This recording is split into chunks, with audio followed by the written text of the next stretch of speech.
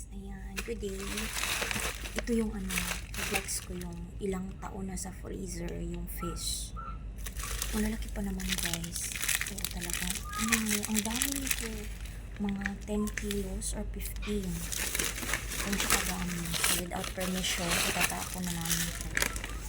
Or, unang lasa, natry namin magluto. Akalain mo ito. Ang laki ng fish. Yun talagang palatandaan palitot ng amo naman sa kain. Ang dami naman talaga silang pagkain. Ayaw lang hindi nagpapaluto. Maraming ulo ng malaking isda. Ito na mga isda ay galing Dubai. Kasi diba nasabi ko sa yan, nasira yung isang freezer. So, kailangan namin itong ilabas. Hindi naman ito niluluto. Alam niyo, parang na, gumaan na yung karne. Isda. Ang dami nito guys. Fish ito. Para siyang bangus.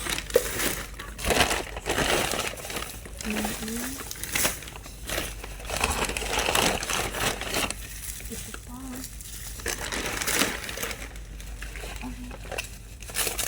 Grabe ko lang yung amo ko. Kaya hanggang matapos lang ang kontrata. Sa totoo, marami silang pagkain. Ayaw makapaluto. Kung may niluluto, binibilang niyang part. Ilang hiwa ng isda, ilang hiwa ng manok, ganun. So talagang dito sa abroad, may idea ka. Pag ganun yung amo mo, nakauna ko kayo sa pagluluto para kayo makasurvive matapos na ang kontrata.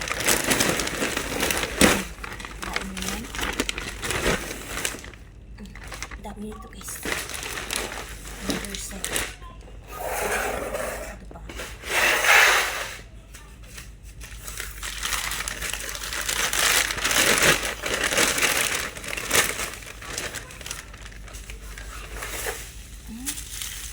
Isda ito guys. Sayang. Andito na ito. Wala pa ako dito. Malapit na magtapos yung kontrata ko. So more than 3 years or 4 years na sa freezer.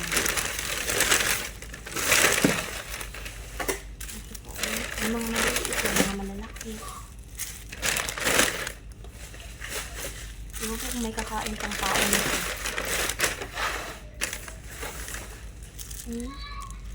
Para na siyang daon.